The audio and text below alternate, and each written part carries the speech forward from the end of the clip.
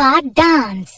काफी समय पहले कॉर्नवॉल राज्य में गंप नाम की एक छोटी पहाड़ी में जादुई जीव रहते थे, या कह सकते हैं कि ये अफवाहें थी। वहाँ रहने वाले बुजुर्ग लोग अक्सर ये कहानियाँ सुनाया करते थे कि कैसे चांदनी रातों में परियां अपनी मस्ती में डांस करती थी और कुछ गिने चुने खुश नसीब इंसान जिन्होंने ये नजारा देखा था उन्हें अनमोल तोहफे मिलते थे।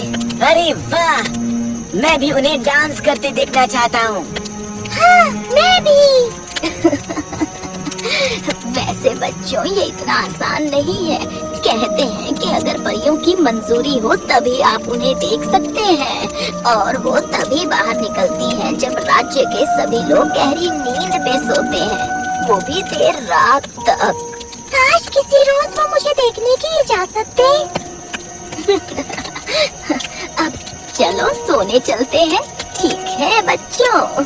वैसे आपने दादी माँ की बात तो सुनी होगी, अगर परियों की मर्जी है कि आप उन्हें देखें तभी वो नजर आएंगी, और अगर आप सोचते हैं कि वो सिर्फ नेक दिल और अच्छे लोगों को ही नजर आती हैं, तो आप गलत हैं, क्योंकि ये परियां उन आम परियों की तरह बिल्कुल नहीं है।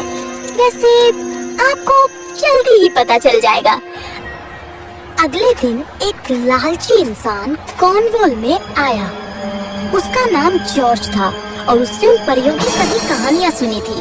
उसका लक्ष्य, मैंने सुना है कि परियों के पास उम्दा खजाने हैं। आज रात जब वो डांस कर रहे होंगे तो मैं थैला भर के चुरा लूंगा। क्योंकि आज पूर्णिमा की रात है, मैं थोड़ी देर के लिए सो जाता हूँ ताकि मैं पूरी रात जाग सकूं।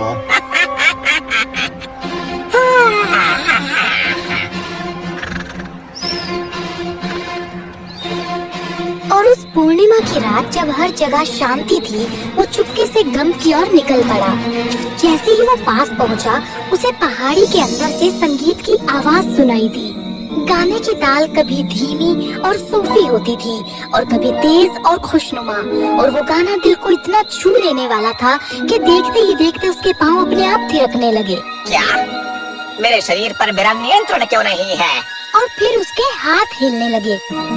ऐसा लग रहा था जैसे कोई जादुई ताकत की वजह से वो गोल गोल घूम रहा था, पर इसके बावजूद उसने खुद को काबू कर लिया। मुझे होशियार रहना होगा।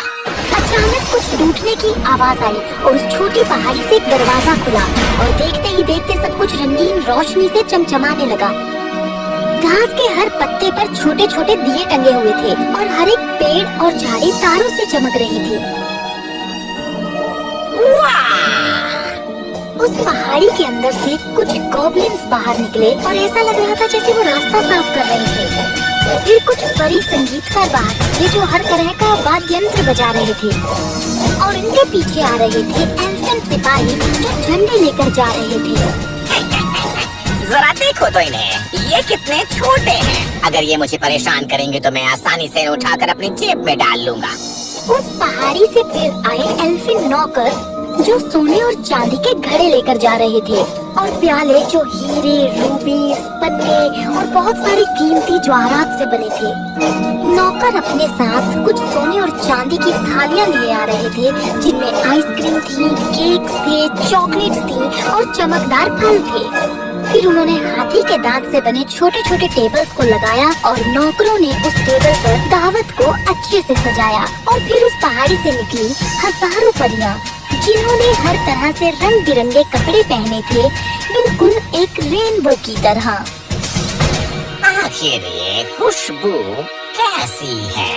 हवा में हजारों फूलों की खुशबू फैल गई और सभी परियां गाना गाने लगी, जिसे सुनकर ऐसा लग रहा था कि हजारों चांदी की घंटियां बज रही हो। संगीत जादू और